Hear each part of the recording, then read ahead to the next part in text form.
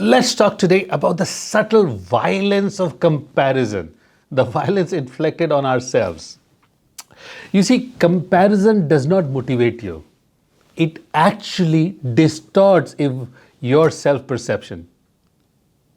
Many times, comparison appears just harmless, almost like it's an intelligent thing to do, a way to measure how we are doing, to orient to what's better, to improve what needs better results. But there is something quieter that is always happening beneath it. One of my favorite psychologists or psychoanalysts, Nietzsche, wrote, "He who despises himself still respects himself as one who despises." It's a very cute quote. Let me say that again. He who despises himself still respects himself as the one who despises. You are no longer seeing clarity when you are in the comparison mode. You are seeing yourself through the prism of another life. And in that precise very moment, something truly essential is lost. Your own center, your own sense of timing, your own very unique bio-individualized unfolding. You are no longer living, you are referencing to a standard that you've imagined. And in ancient wisdom, in Bhagavad Gita, there is actually very, very simple line. Shreyan swadharmo viguna paradharmat swanashitat. It's a very, very simple line. Better one's own path, even if imperfectly lived, rather than another's, paradharmat, another person's dharma, perfectly performed. So meaning,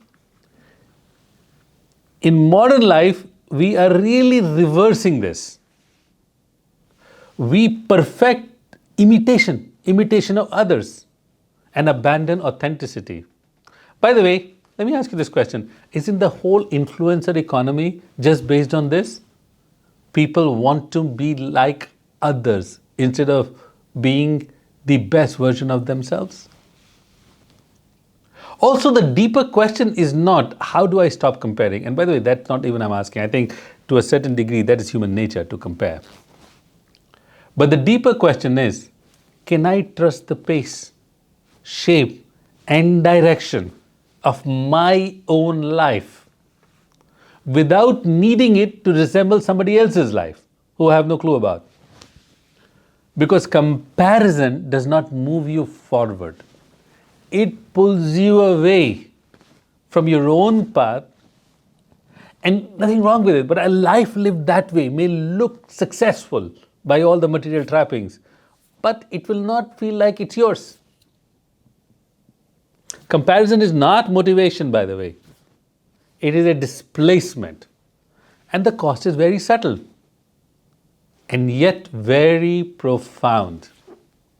Because you forget what it moves from within is no longer self-expressed. One of the shortest paths to unfolding self-expression, authenticity, power, and courage is to notice when comparison is coming up.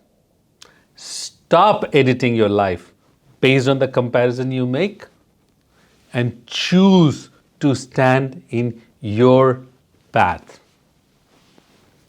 Your dharma, lived imperfectly, would still bring more joy and peace than somebody else's path, somebody else's dharma lived perfectly. Just remember that.